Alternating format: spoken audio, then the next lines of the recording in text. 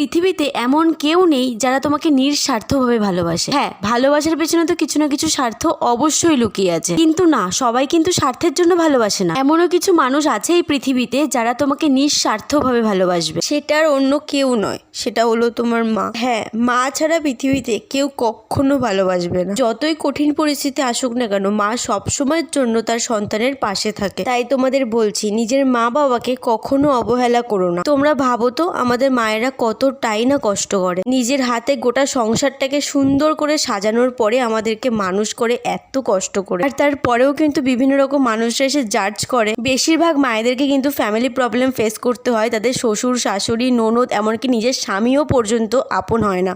কিন্তু এই সব কিছু সহ্য করার পরেও তার সন্তানের মুখের দিকে তাকিয়ে তার সন্তানের ভালোর জন্য একটা মাই পারে কিন্তু চুপচাপ থাকতে। ভগবানের পুজো করার আগে নিজের বাবা মাকে পুজো করো, কারণ এই পৃথিবীতে যদি তোমার কেউ হয়ে থাকে সেটা হলো তোমার বাবা মা। ভয়েস ওভারটা দিতে একটু ইমোশনালি হয়ে গিয়েছিলাম, বিকজ আমার লাইফস্টাইলটা একদমই অন্যরকম। প্লিজ কেউ তোমার বাবা মাকে এমন কোনো কথা বলো না যাতে তারা কষ্ট পায়, কারণ তোমাদের জন্য কিন্তু তারা অনেক কষ্ট করে। আজকের দিনে সমস্ত মায়েদেরকে জানাই হ্যাপি মাদার্স ডে।